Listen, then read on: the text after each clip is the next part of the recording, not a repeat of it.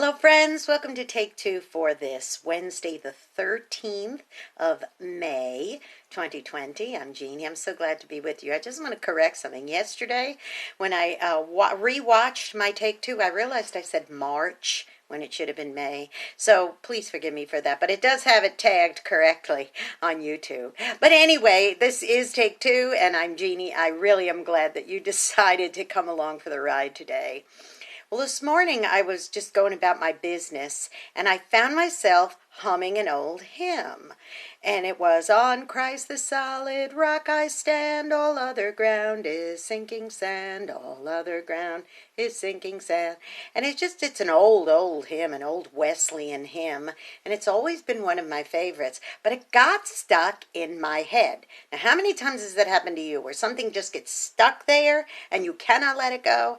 And I found myself over and over. In the shower, I was singing it. While I was vacuuming, I was singing it. While I was washing the dishes, I was singing it. And it just was there. Now, that's a good thing to get stuck in your head. Don't get me wrong. It's a good thing.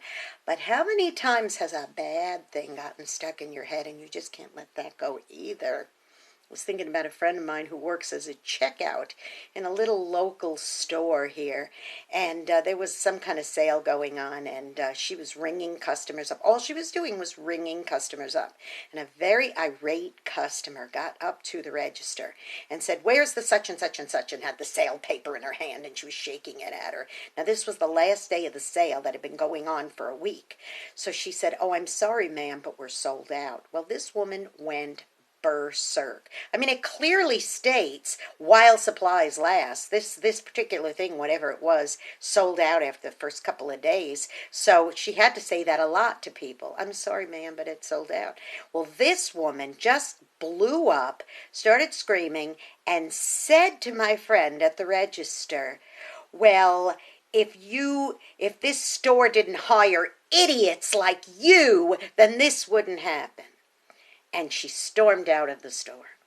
And of course, my friend was very shaken, and the other customers online were appalled by it, and they were all, "Oh, you poor thing," kind of thing.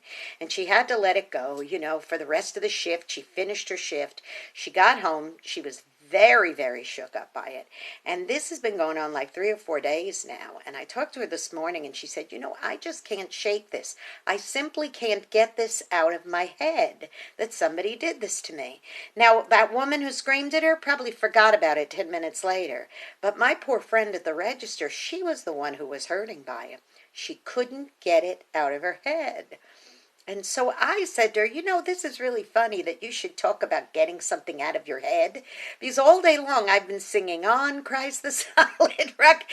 And she said, "Well, what does that have to do with anything? You singing a hymn?" I said, "No, listen, it's the whole principle of getting something stuck in your head. So here's what I suggest to you," I said. "Take that negative thought, get it out, and substitute it. Find something to take its place. Shovel that out and fill that hole with something like an old hymn or a happy thought or a love song or a scripture or images in your head of your children or grandchildren, things like that." That's what you want to do. So sometimes we have to shovel out some old stuff that's in our head to refill the hole with something very good. So I did encourage her about this. So I'm hoping that when we talk again tomorrow, that she tells me, "You know what? I decided to shovel that out and fill in the hole with something positive."